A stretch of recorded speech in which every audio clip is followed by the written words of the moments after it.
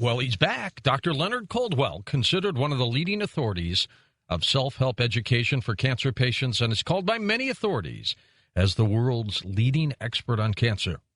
After 16 years as a general practitioner in Europe, he left that practice to concentrate on his applied research in stress and stress-related diseases, with a particular emphasis on cancer and other incurable diseases. Here he is back on Coast to Coast. Leonard, welcome back. George, thank you so much for having me back again. It's like coming home by now. Love to hear your voice, and I need to thank you and Tom and Lisa and Stephanie and everybody else that's doing such a great job out there educating people. How did you get started? How did you change your practice from what you were doing into looking at cancer and other incurable diseases?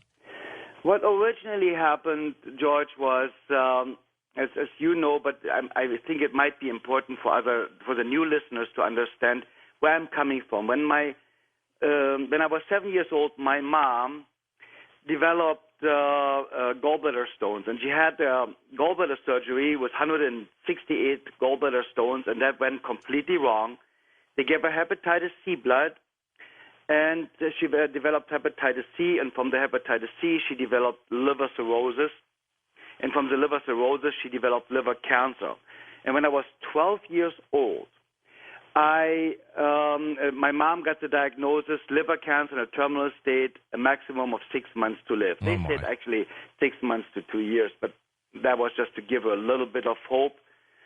And when we asked what we could do, then the medical profession said, there's nothing you can do. There is no help. Nobody ever has been cured from liver cancer in a terminal state. And learn to live with the pain and make the best out of the last 6 months you have left. Also, all 7 siblings of my mom had cancer. My grandmother and grandfathers on both sides, all 4 of them, died of cancer.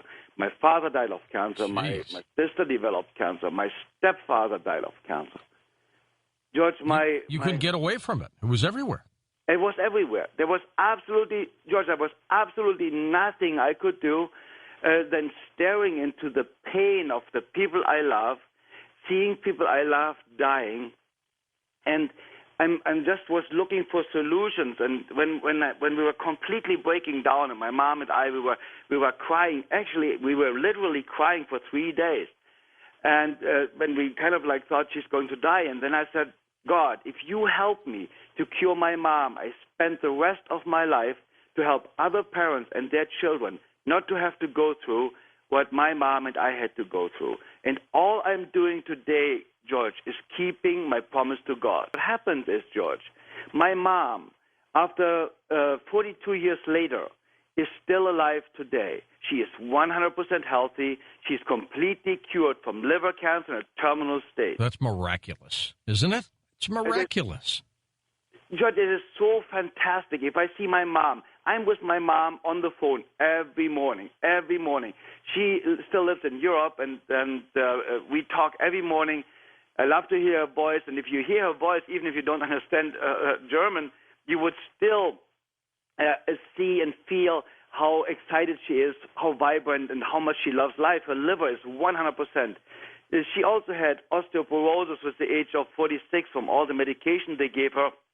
And they said if she coughs hard, she ends up in a wheelchair. Now, she has a bone density test done last year, and she has bones like a 28-year-old. And you helped her. You worked with her. I worked with her from the very first day, because what happened, George, and this is what listeners really need to understand. What really truly happened was that I believed in the medical profession until they gave up on my mom. And then I started to research. I started to talk to people, to patients that had some illness before and recovered. I talked to specialists that had some kind of results. I talked even to all the hocus-pocus people out there. And believe it or not, there's 0.8% of these people who are really producing scientifically provable results. You just need to find the right people. I traveled the entire world,